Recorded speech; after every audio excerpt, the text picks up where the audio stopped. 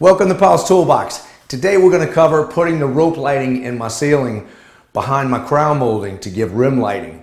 Now, I installed the crown earlier and I did the shiplap ceiling, and I showed how to do all of that in previous videos. You can check those out in the description box below.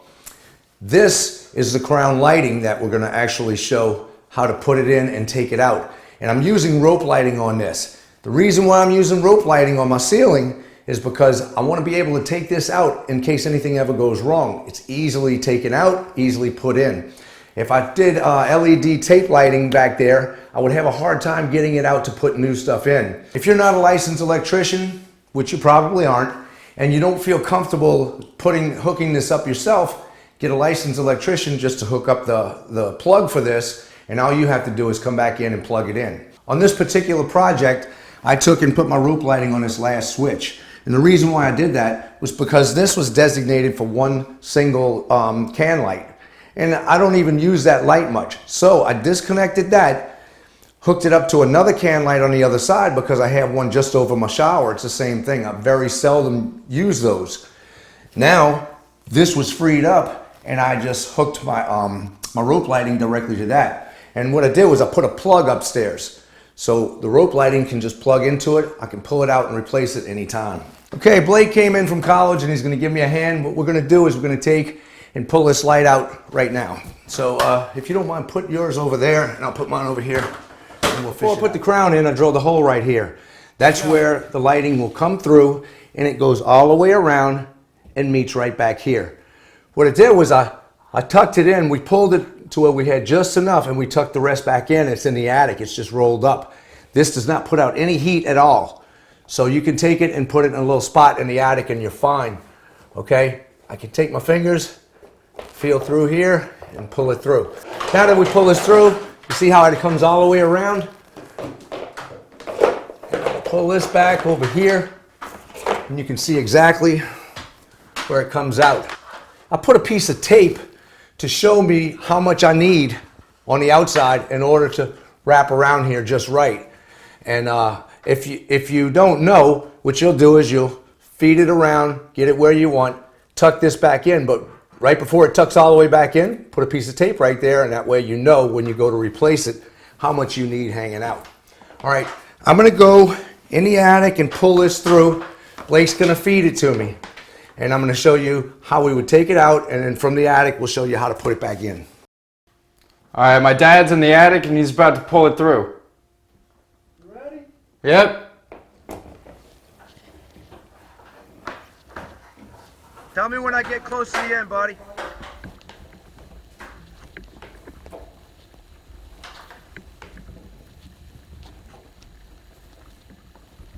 You got a foot left.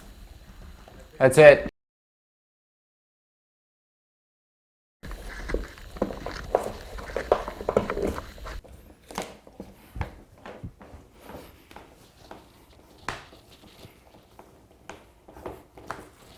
It's all out now and we're going to tuck it back in. This is exactly how we put it in the first time, except for the fact that I use these clamps in different spots because I was by myself. Now I got my buddy here to help me. It'll be a lot easier.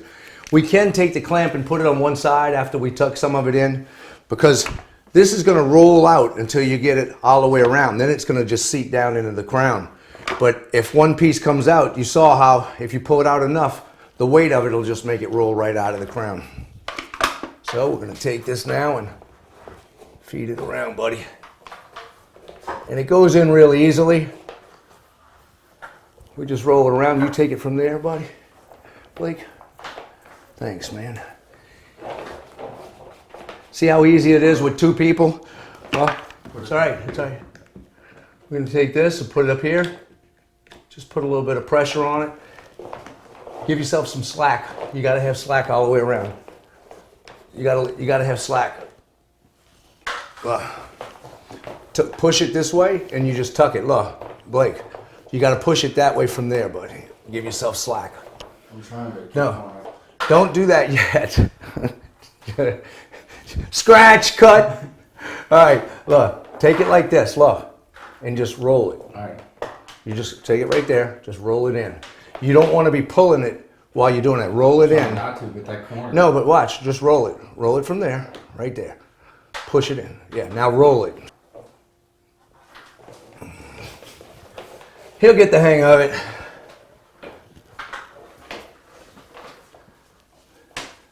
Okay, let me get over there. I'm gonna get on the other end.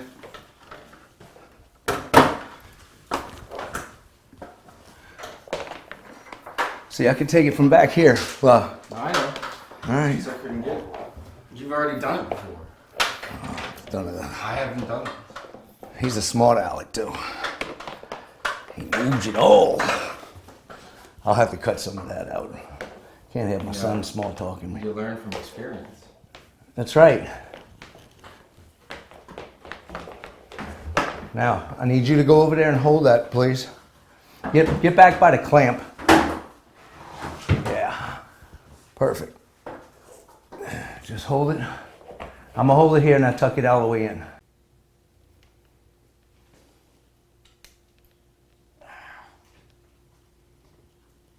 You see how easy that was? Blake and I tackled this in a couple of minutes. If you have 2 people, rolling this around really doesn't take much at all. And remember the technique, Blake? Just roll it. Don't just try to pull it.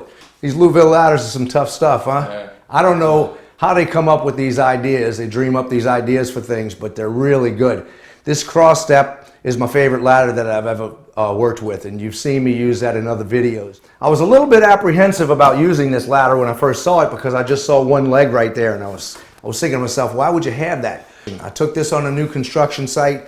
It goes in between studs. So if you have just bare walls right there, you can get all the way in there because this leg will go in between tight spots.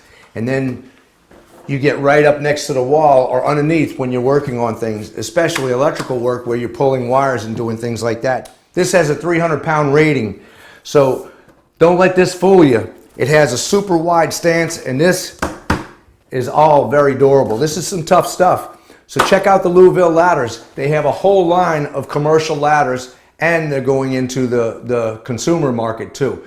All right, we're done. So help me out, Blake. Don't forget to like this video and subscribe. Also go to paulstoolbox.com and check him out on his archive videos. And we'll see you on the next project. That's it. Good bite. Let's go. Woo!